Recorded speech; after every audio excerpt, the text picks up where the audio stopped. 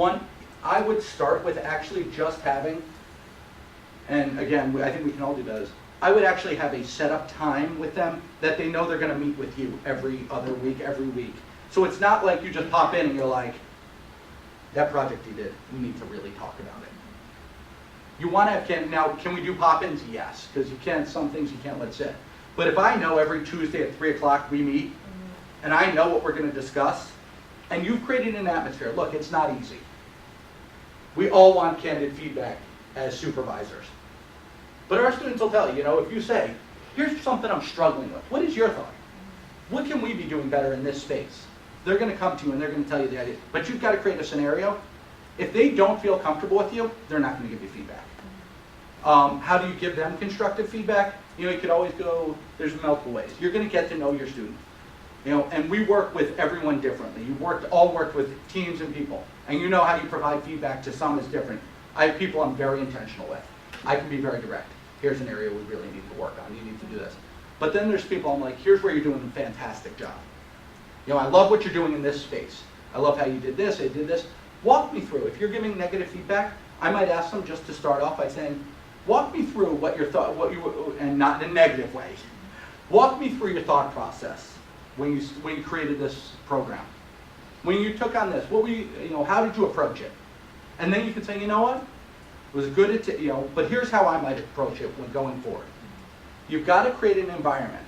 Again, you're 18 to 22. The majority have not had feedback. This has to be a growth opportunity. Because here's the thing. If they do things terribly for you, and you don't give them that feedback, then they just take that and they're like, I was awesome. Let me go on to the next. And I see it all the time. I mean, they're like, oh, I got all this praise. Everyone told me how great I was. And then they get on an interview with someone else and they're like, oh, no. So you've got to be in a space where you can provide them feedback, but it can be in a very positive, reinforcing manner. Helpful? Mm-hmm. Wonderful. Any other questions? Yeah. Just a thought or two. Yes. I've been hired interns for 30 years. You need to be extremely realistic about what your intern is going to accomplish. Yes, absolutely. In the summer. Yep. They have 10 weeks, right? If you say, I want you to come in and do the market research and design a website and then code it and launch it, you're going to be very disappointed. Absolutely. So you need to be really conservative with what you think they can do. And what I found is the best way to stage it is, this is what the piece that I think you can get done. And then if you get that done early, here's the next piece that I think you can approach. Because they want to leave with a sense of accomplishment, something, instead of, I got this thing half done and I left. Absolutely. On the flip side of that, though, I would say you need to, try and test them to a degree as well. Yeah. Because so many times, I don't think our interns necessarily get challenged enough. So I do think you give them real problems. They feel like they're really contributing, but I agree with that. 10 weeks, think about it. Even if you were onboarding as a full-time employee, what is your 3-month goal? That's what you're talking about. You're talking about someone who's not necessarily coming from the field. Huh? What is stretch goal? Absolutely. Yeah. Absolutely. We have to do, but then our boss would always say the stretch goals. And to me, that was my regular goals. Yeah, no. It's better than that, but that's just. Yeah, no, absolutely. But, and really try and, but I do think that is so important. Any other questions? Yes. Yes. So what happens, and this might be more of a question for Erin. It is. It's absolutely a question for Erin. Thrown under the bus here. Right, good morning. What happens when your needs shift rapidly and you've already hired an intern, but now your job description is very different because you're a startup and you have to pivot pretty rapidly. You no longer need that particular help. It needs to be for the purpose that you Yeah, that's a good question. And it depends, because the one, can you work with that student? Can they help you in any way to accomplish those goals? And the question is, where are you in this process? I mean, right, if you just brought someone on, it's very different than I'm 7 weeks in. Right. I'm changing, I have 2 weeks, what can you help me? Can you help me as I'm trying to, you might work with them to say, I'm looking to And Aaron, if you want to jump in from a legal perspective, Sure. please do. But also remember too, as your needs change, your student recruiting becomes your best pipeline. Because students know students too. So they might say, you know what? You're looking to develop in this area. I've got a friend who knows that, who's been working in that, is studying this, and would be fantastic for you. Let me ask, has anybody brought in an intern from a recommendation from another student before? Yeah, I mean, that's it. Students are gonna be your best ambassadors on this campus as you develop a program. Students know students, yeah. When you hire an intern, do you have to give them exact hours and like, okay, we're gonna hire you for 10 weeks for 8 hours a week? The ideal is that, is that you're really developing a structured program for them so they know week to week. Because if they get a call, I'm working 5 this week, 7 this week. Because also remember, interns also have a lot of other things going on. So they build this in. Well, and I'm gonna look at Sam, who I've known since he was a student and now is doing amazing things on the other side. But think about how busy your schedule was, so that your internships, you needed to know, Tuesday, I'm at my internship from 12 to 5, don't schedule anything. But I know I have clubs, I have activities, I have organizations, of course I have homework, I'm a student too. Is it okay to talk to the intern and work out like, okay, If you next work- week I might need you more hours or? And we certainly have had interns that are flexible in that way, but they want as much structure as they can get too. I actually think that both questions really go hand in hand, right? So whether you're hiring an employee or you're bringing on a paid intern, the most important thing is to set out your expectations right up front. And that's really where a job description comes into play. It's very helpful that everybody starts on the same page. But in terms of if those needs shift, so what you're talking about actually goes to something we're going to talk to right now, is kind of that fluidity in schedule really shows that they're an employee, right? You're treating them like an employee. And that doesn't seem to be an issue with your group, because I think you do paid internships. It would be an issue if you were bringing on somebody unpaid, kind of, making sure that the student understands like the baseline hour expectations. But for the job description, what we always advise our employers is like the last bullet and any other duties and responsibilities that may be assigned to you. That gives you a lot more freedom to kind of change things up. And in terms of a really quick pivot, if you're hiring somebody, New York is a employment at will state. So if you are bringing on an employee, they're at will, which means you can terminate them at any time for any legal reason, right? You can't discriminate against them. But if business needs change, you have the right to terminate. Now, it's not very intern friendly.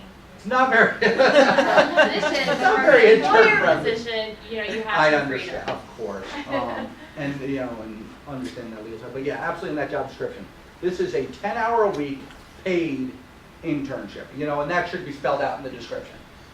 It's the number of hours that are expected, paid, not unpaid, credit, whatever it is, should be spelled out in the job description for them. I know we're already at time. I'm going to turn it right over to Aaron, but I want to thank you so much. I do have cards here if anyone has questions, and we can work with you. Myself, my Director of Employer Relations, Jermaine Harris. Absolutely. If you have questions, you're talking about paid, we've certainly worked on what's a rough hourly that people get paid, whatever it is, helping develop that job description. We've got Aaron as well.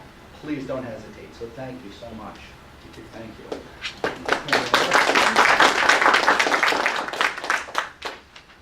I just set you up a beautiful PowerPoint. Oh, thank you so much. Hi, everyone. Good morning. So I'm just going to hand out 2 things for you. If you can each take one and pass one around. As I mentioned at the beginning, my name is Erin Callahan. I'm an associate at Whiteman Osterman and Hanna. We have approximately 80 attorneys kind of covering all various fields. So what I focus on, though, is labor and employment law. I have both the blessing and the curse of having a father who is a human resources executive. So I grew up with a lot of these conversations around the dinner table, which is probably why I was such a bored kid at dinner. But Noah brought up a lot of really good points, kind of just generally, and then I think we'll transition really well to what we're talking about here. I would really like to take this half hour to kind of use it as a workshop. So if you think of a question while I'm, in the middle of something, feel free to raise your hand and interrupt.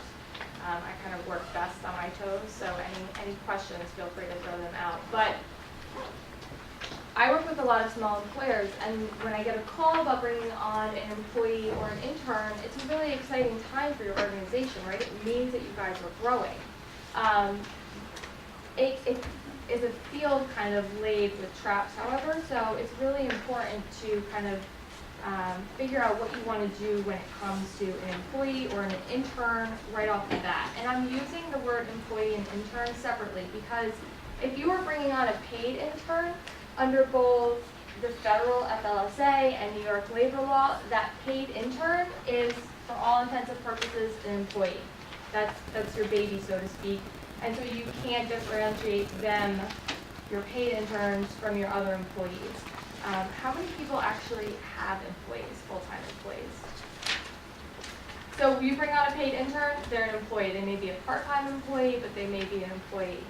And so when we're dealing with employees, again, these are the two laws that we have to really kind of keep in mind.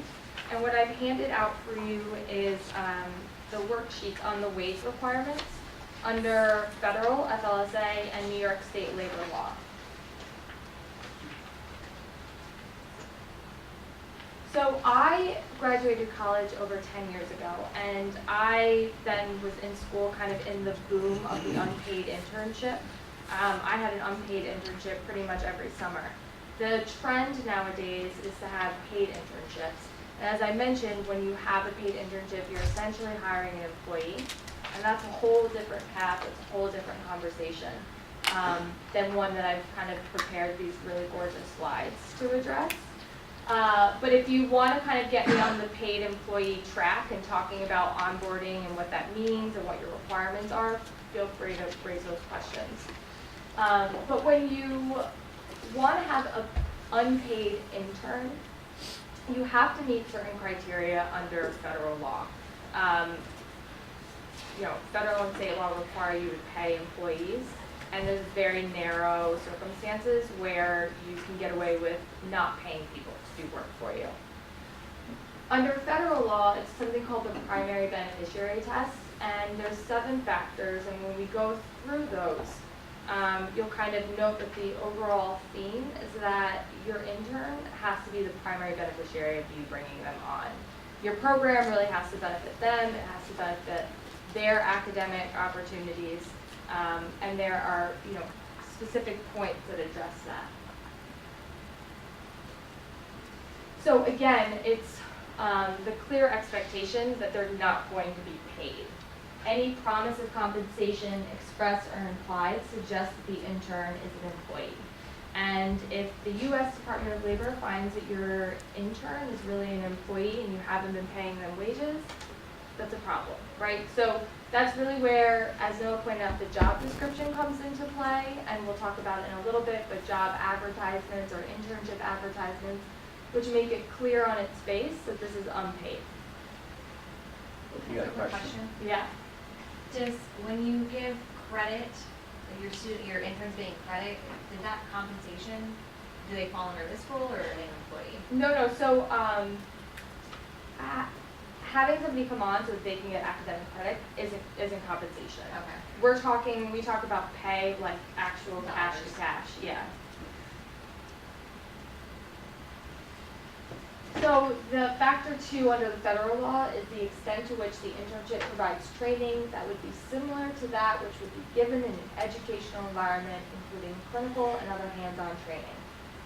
So what does that mean? And when I was kind of refreshing my recollection on these factors over the weekend, that's really what I thought. I was like, I have no idea what this means. Like, what are they really trying to get at? And really, you're not going to bring somebody on and not pay them and make them get you coffee or have them make copies for you, which, by the way, I totally did as an unpaid intern. So it has to be a little bit more high level, and again, it has to be geared towards what they're actually studying for. The third factor is the extent to which the internship is tied to the formal education program by integrated coursework or the receipt of academic credit. So if your intern isn't getting academic credit, but they are required as part of like their program to do an internship, or they're otherwise required to kind of write papers about real life experiences, that falls into the educational program component of it. The fourth factor is the extent to which the internship accommodates their academic work commitments. So that means, do you make your intern work during finals week? Do you make them work during winter break? If you do, then you're really treating them like an employee, right? If you're making them work 10 hours, 15 hours a week across the board, I don't really care what's going on at school, you're more likely to be found to have an employee rather than an intern. Quick question. Yeah. When you say, do you make them, so I have an intern that has to do 300 hours over the course of a year Mm-hmm. and is looking to finish sooner than later. So if she chooses to do extra over winter break. That's totally fine, right? Because Okay. that's on her. Okay. You're not mandating that she put in 15 hours a week every week. And even with this factor, that makes sense to me that I would make my intern have a set schedule every week. But come final season, or those 2 weeks of finals, I think that's really what this factor is going towards. If you're making them work during that time and you're not allowing them to take the day off to take a final, then that's employee land versus internship land. This is kind of a crossover question. If you have a student that is getting academic credit, but also getting paid, is there a certain number of hours required for the academic credit part of it? And a portion of it, is there a portion of it that could be paid or unpaid depending on how those hours match with the academic program? So it's kind of a crossover question, I guess. So you can certainly be a paid employee and get academic credit for something. But as I mentioned, once you take that employee on, once they're yours, you have to meet all of the requirements under state and federal law. So that means minimum wage requirements, overtime requirements. So it's not like you can say, which we've seen, well, I'm not going to pay you minimum wage. I'm going to pay you $3 an hour, and then knowing that you're going to get, an academic credit. It doesn't work like that. So it really can't be a crossover. You can get academic credit and be paid.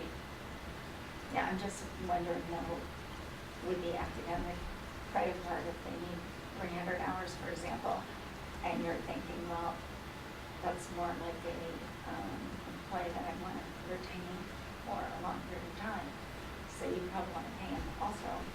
But, are those hours something as a small business you can afford to be able to pay them? So the academic part of it and the number of hours you might need to get that academic credit may exceed what you can afford to pay or not.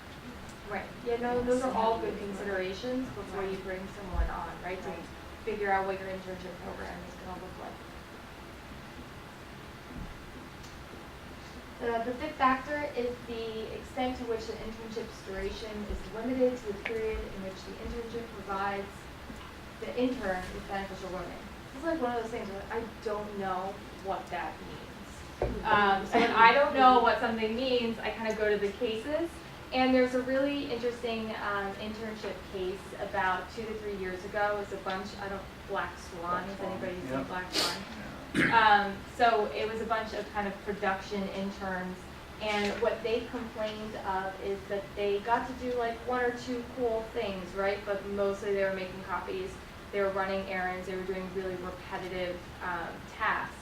And it's that repetitive task thing. So valuable duration is it can't be indefinite if you want to do an unpaid internship. And it has to be kind of within a set period of time where your interns are doing things. They can be repetitive, but it really can't be doing the exact same thing for 6 months, 7 months, 10 months. So the one kind of example that I thought of is just like data input. You can't keep having them do data input over and over and over again. It's a repetitive task. You're not really learning anything. So like for me, I want to create a blog where I have an intern perhaps go and interview a small business owner about their business. And now that would kind of be a repetitive task. Maybe do like a once a week thing. Is that considered something like this, or? So, not to put you on the spot, are you thinking about doing paid or unpaid? I'm not sure yet. So if you were to do unpaid, I don't think that that would be a repetitive task at all. If I was to put on my lawyer hat for you, what I would argue is that you're having them interview new people each Yes. week, right? So it's going to be new content. Okay. But if it's literally just kind of putting in the same data sets every day, Mhm. that I think is something that would be considered repetitive. This thing is really tripping me up. The sixth factor is the extent to which the intern's work complements rather than displaces your paid employees. That's really critical, right? So I can't bring on an unpaid intern to do the work that I would have otherwise hired 2 or 3 people to do. And the seventh factor under the federal law is the extent to which the intern and the employer understand that the internship is conducted without entitlement to a paid job. So you can't have the pot of gold at the end of the rainbow, right? You can't say, listen, work for me for free for six months, and on that 7th month, I'll hire you and you'll get paid. I have 2 questions for that. Sure. So if we were to bring on an unpaid intern, one, would you give them an offer letter? I would. How would you word it in the offer letter that it was unpaid? So I would just say something to the effect of, welcome to our such and such organization's internship program. Here are expectations. You can certainly put in our unpaid internship program, and you just lay out the expectations. And again, you agree and acknowledge very lawyer language, something to that effect of them being unpaid. So you'll notice, this is the federal factors that we just went through. They're very, they're just summaries, right? So I don't really know what a lot of these mean. The New York State Department of Labor has done a really good job at putting just a couple of bullet points under each of those factors, which I think is helpful because they give concrete examples of what you should or shouldn't do. So I provided this as a good resource in case any of you want to bring on unpaid interns. And they are repetitive of the federal standards, and so we can go through them. Again, feel free to kind of interject, but you'll notice that the biggest things are, one, your intern knows that this is an unpaid internship. It's clear from the beginning, it's never been a question to them, they know. The second biggest one is that you're giving them something to do that's a benefit to them, that will actually help them in their prospective careers later on in life. The training and the skills that you provide them, as Noah mentioned, have to be transferable across the board. So you can't teach them how to, let's say you use a very special format for your blog. I have no idea what I'm talking about right now, so I'm just going to make some terms up, just not along. So you use a very specific format, and it's critical to you and your business, but you and your business are the only one that use that format. That it doesn't suffice, right? They need to learn things that they can then move on to the next employer to use. So the writing concept of it, that could be transferable, but any type of specific formatting or kind of data entry points, that can't work. So again, we talked about the primary beneficiary being the intern. Any benefit to the employer must be incidental. I love that, right? What a sell point, New York State Department of Labor.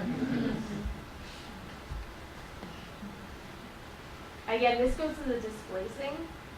One of the elements that the New York State Department of Labor looks at is whether your intern is supervised. And Noah spoke a lot to that about the importance of actually supervising your interns and giving them constructive feedback. But from a legal component, you need that, right? You need to pay more attention and different attention to your unpaid interns than you do to your employees. Because when your interns are supervised at the same level as your employees, in the New York State Department of Labor's mind, they're thinking, that's an employee and they should be paid.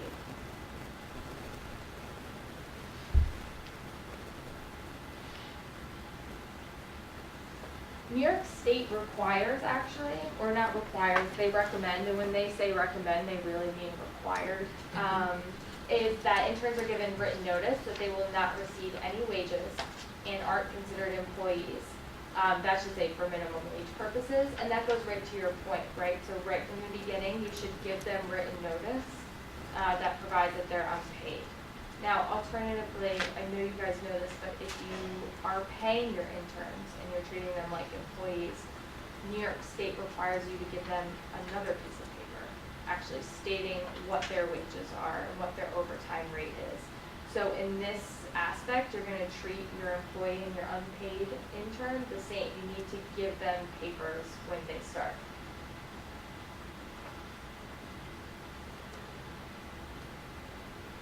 Again, clinical training is performed under the supervision and direction of those who are knowledgeable and experienced in the activity, and no benefits. So you can't not pay your interns, but give them health insurance. You can't make 401k contributions for them.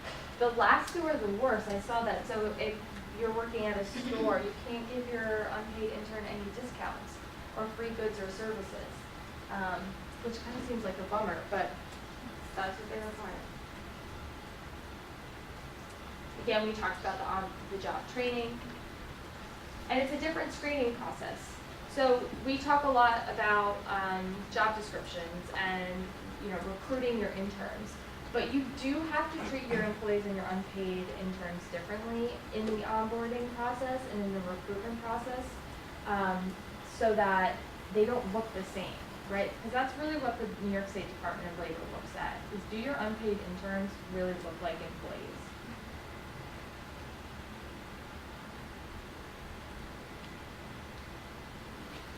And again, this is just documenting right up front that your interns should be unpaid.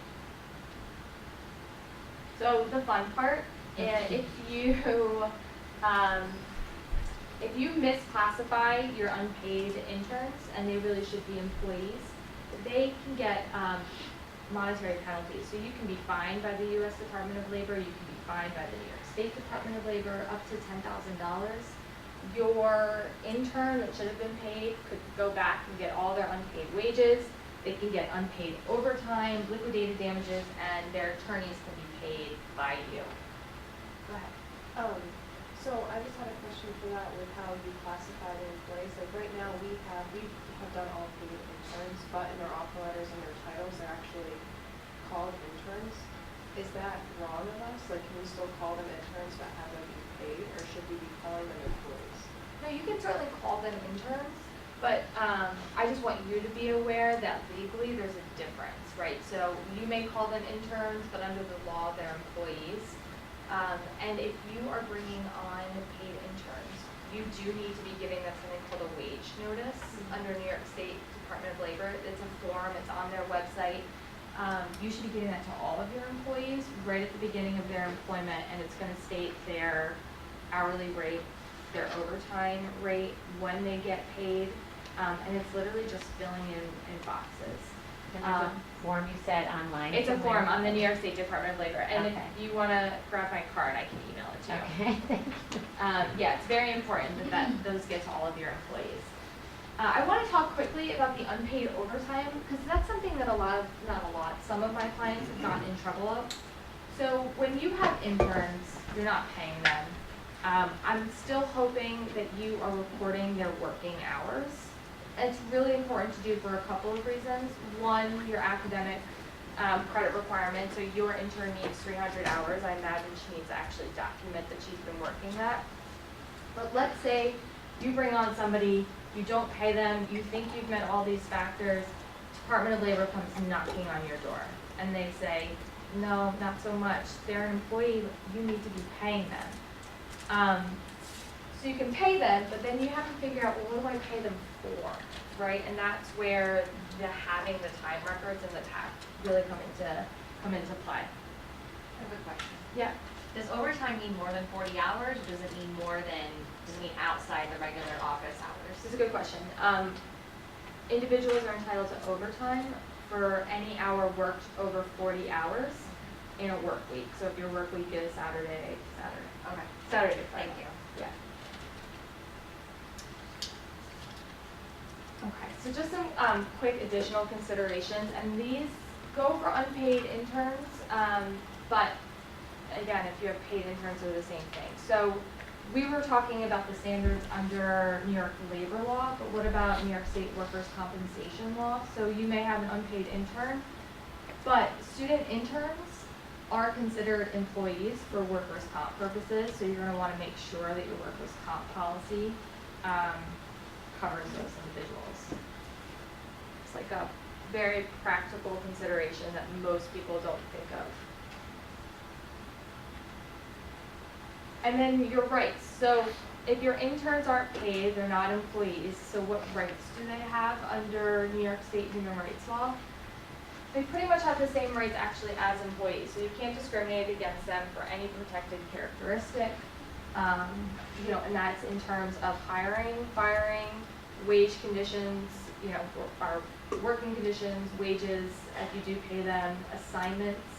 And with respect to kind of employee orientation, I don't know if you guys know, but we have a new New York State sexual harassment law, and it's very broad, and it requires employers to have a anti-sexual harassment policy.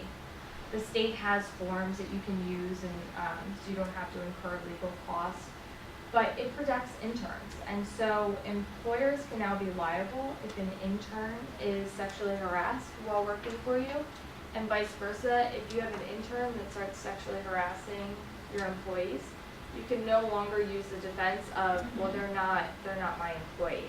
They're in your workplace, and so you're subject essentially to their conduct. Does it require them to go through the sexual harassment training? Do they need to have training for all the interns too? Or how is the policy like? So I literally went online and found a policy and downloaded it, and kind of, we haven't had legal review it or anything, but I don't know, how far do you have to go with it? So first, the policy that you found online, you're going to want to make sure you go to the New York State website to download it, because they have a draft policy. Okay. But in New York State, you're not required to have your interns be trained. New York City has a sexual harassment law. They do require your interns to be trained. But I'm going to tell you that if your interns are around when you're doing your annual training, I would 100% recommend that they sit in and listen to that. Because again, you can be liable for their conduct. So it's very important.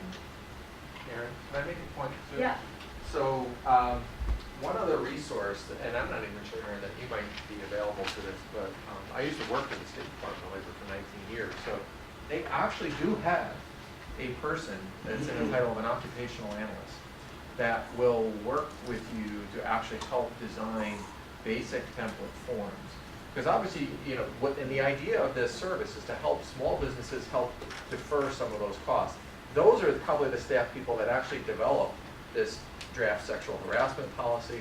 They have draft employee handbooks and things that you can take and then customize and tweak and then provide to your legal counsel, so that you're kind of minimizing that cost that you're taking for billable hours. To the not that I want to take money out of your pocket. It's a really good point. But they do have some service. They don't advertise it. They don't market it much. But I know those folks. I know how to get in touch. So feel free. I'll leave some of my cards too. Yeah. Just keep it in Where mind. do you, is there, like, you just go on the website and download the policies and? Yeah, there should be, but again, navigating their website sometimes can be difficult. Sometimes, if you want, I can try to put you in touch with a person. Her name is Kathy Bucci, at the State Department of Labor here for the Capital Region, who's the occupational analyst who does some of this service work. So feel free to reach out to me. So your recommendation is to get this template, fill it out, and then have legal review it before you make it an official? I defer to legal on that. Right, I'm like, But yeah, that's usually. From a cost effective, it makes the most sense from a cost management perspective. I'll tell you that when state agencies put out policies and handbooks, who do you think those policies and handbooks are going to be most beneficial to? The employees, the people that they're trying to protect. And when I put on my White Crusaders hat, I think that that's fantastic for employees. I represent employers, and so I really don't want my employer clients to be subjected to the things that they aren't legally required to be subjected to. So that's why it's important to look at those draft policies that they put out, and then, not a plug, but to have somebody else look at them to say, hey, by the way, you don't really need to do this. And the perfect example of that is under the sexual harassment policy that the state put out. They put out a draft first, and what the draft required was that employers complete an investigation of sexual harassment within 30 days. 30 days is kind of I think it's a short time period. Holidays, things can happen. You're not legally required to do that, right? So that's something that we started striking from our clients' policies because that wasn't in the statute, it wasn't a requirement. When the state published their final policy, they took it out, but that's just the example is, no offense, the state tries to slip stuff in. So it's just important for any type of draft model that you use that you really kind of look over it carefully. And my last question is, should you be handing these out for the intern, like the paid intern, like should you be handing all these policies out? Yeah, absolutely. So the orientation, you want to talk to them about, who is supervising them, what your expectations are, but what your expectations as an organization are. So, we expect that we are zero tolerance, anti-discrimination, anti-harassment workforce.